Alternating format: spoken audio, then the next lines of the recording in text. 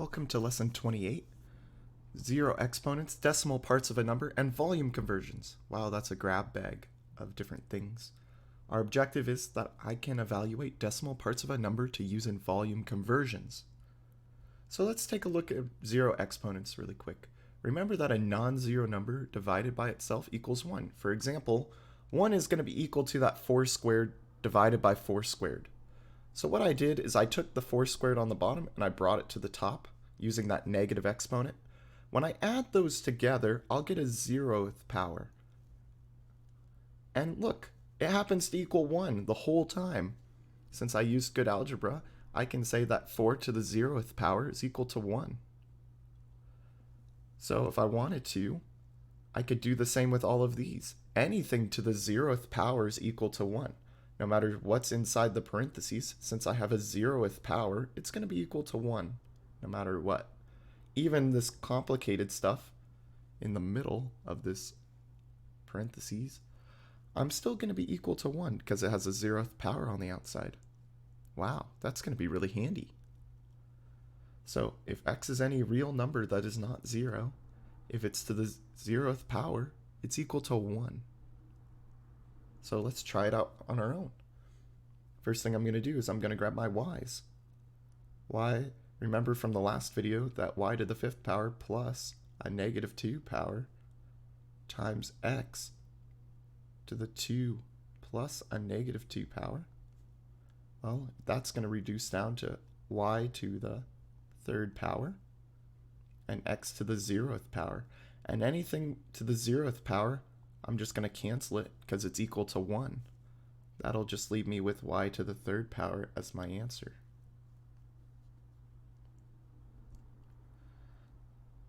We're going to try this one. What I want to do first is I want to simplify it as much as possible before I move forward.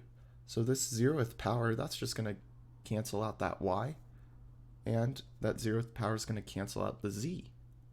So now I have x to the 5th power times z times the quantity p to the negative 3rd minus 4x to the negative 5th power z to the negative 1st power, all in that parenthesis. So now I need to distribute. That will give me p to the negative 3rd x to the 5th z minus 4 x to the 5th times x to the negative 5th. So I'm going to add a negative 5. And then my z's, looks like I have a z to the 1st power. And I'm going to add on a negative 1st power. So now let's reduce. I'm going to turn this left one into a fraction. X to the 5th times z on the top. And that negative exponent is telling me to send it to the basement. So that's going to be over p to the 3rd power minus 4 times x to the 0th power z to the 0th power. Hey, look at that. Those are going to cancel out, and I'm just going to be left with negative 4. So my answer is going to be x to the 5th times z all over p to the 3rd minus 4.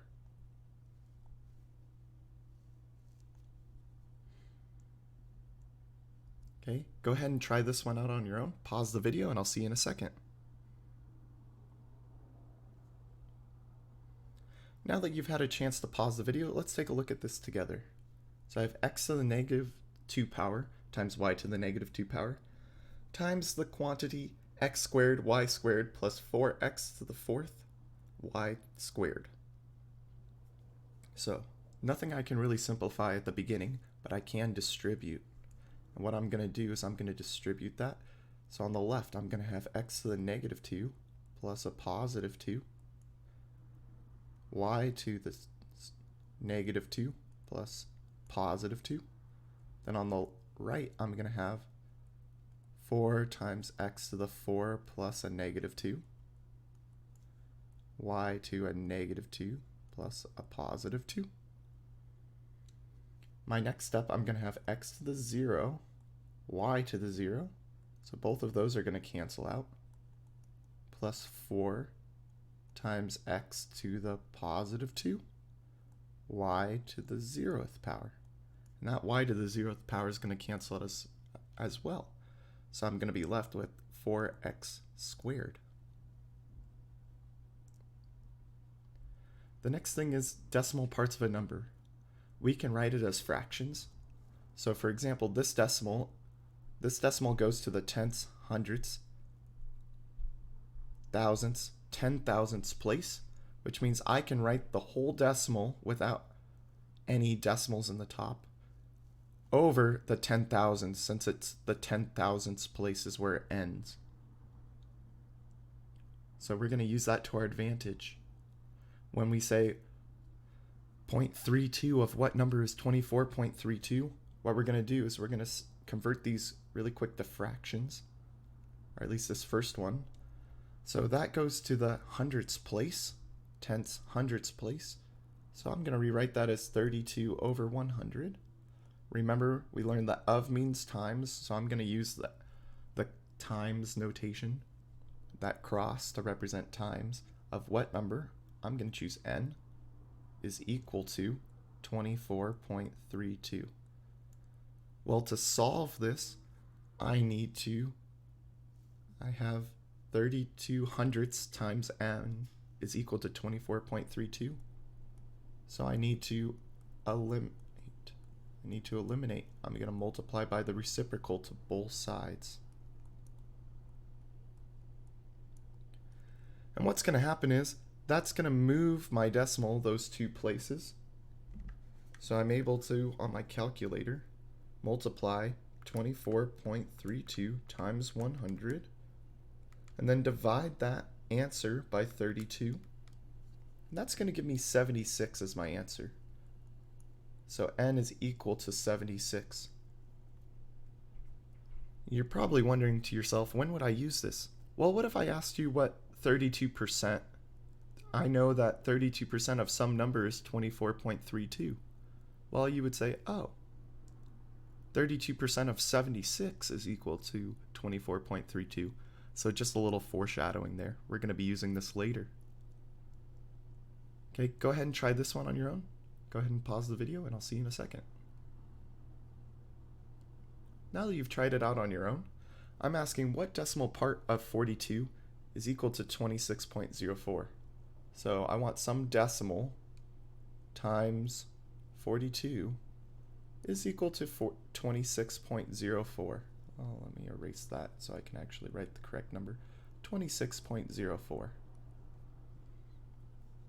What I need to do, I need to divide both sides by 42. Divide both sides by 42.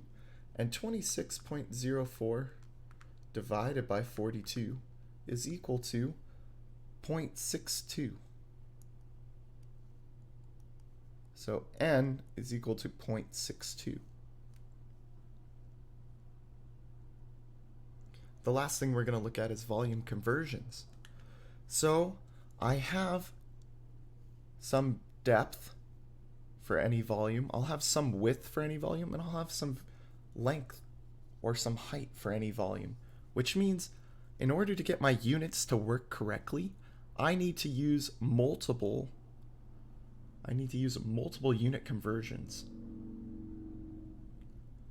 So we're going to try this one out together. And once I get back, we may do some more together. So I'll have 800 cubic centimeters. What I need to do, I only remember that 2.4 centimeters are in every inch. So I'm going to put 2.54 centimeters on the bottom and 1 inch on the top. What this is going to do is this is going to cancel with one of the centimeters and I'll be left with 2, which means I need to do this again and again.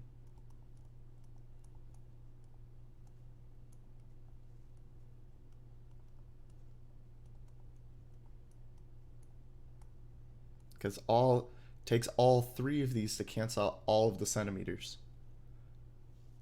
Okay, so now I'm in inches, cubic inches, and I want to get to feet. So I need to convert all of these inches into feet. So 12 inches goes on the bottom and 1 foot goes on the top, because what I have goes on the bottom, what I want goes on the top.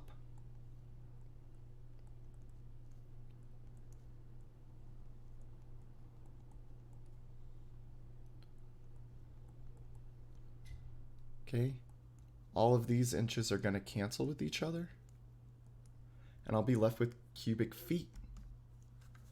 So let's do that on our calculator. 800 divided by 2.54 divided by 2.54 divided by 2.54 times, divided by 12 divided by 12 divided by 12. Well, that's going to be a pretty small number, which makes sense, right? Since 800 cubic inches.